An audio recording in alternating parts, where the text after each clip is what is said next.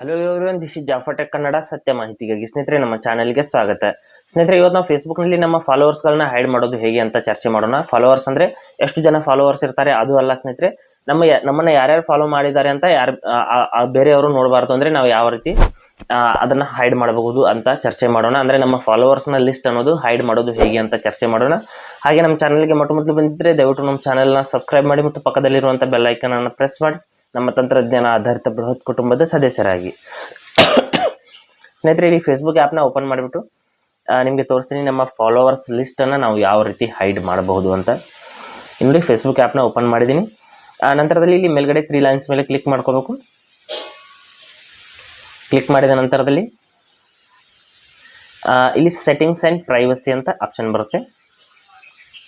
ಇಲ್ಲಿ ಕೆಳಗಡೆ settings and privacy ಅಂತ ಆಪ್ಷನ್ ಇರುತ್ತೆ. ಅದ್ರ ಮೇಲೆ ಕ್ಲಿಕ್ ಮಾಡ್ಕೋಬೇಕು. ನಂತರದಲ್ಲಿ ಇಲ್ಲಿ ಮತ್ತೆ ಸೆಟ್ಟಿಂಗ್ಸ್ ಮೇಲೆ ಕ್ಲಿಕ್ ಮಾಡ್ಕೋಬೇಕು. ಕ್ಲಿಕ್ ಮಾಡಿದ ನಂತರದಲ್ಲಿ ಇಲ್ಲಿ ಸ್ವಲ್ಪ ಕೆಳಗಡೆ ಬಂದ್ಬಿಟ್ಟು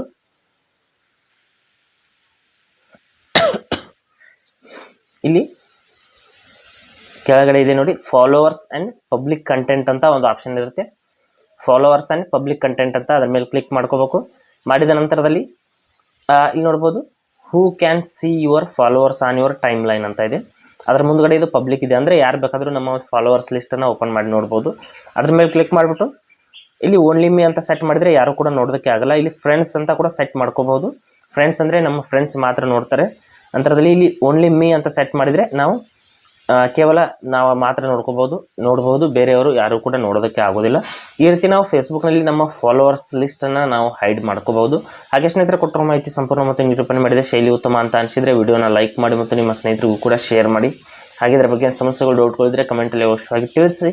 ಮುಂದಿನ ವಿಡಿಯೋದಲ್ಲಿ ಮತ್ತೊಂದು ಹೊಸ ವಿಷಯದೊಂದಿಗೆ ಇದೇ ರೀತಿ ನಿಮ್ಮ ಮುಂದೆ ಬರ್ತೀವಿ. ಅಲ್ಲಿವರೆಗೂ ಟೇಕ್ ಕೇರ್.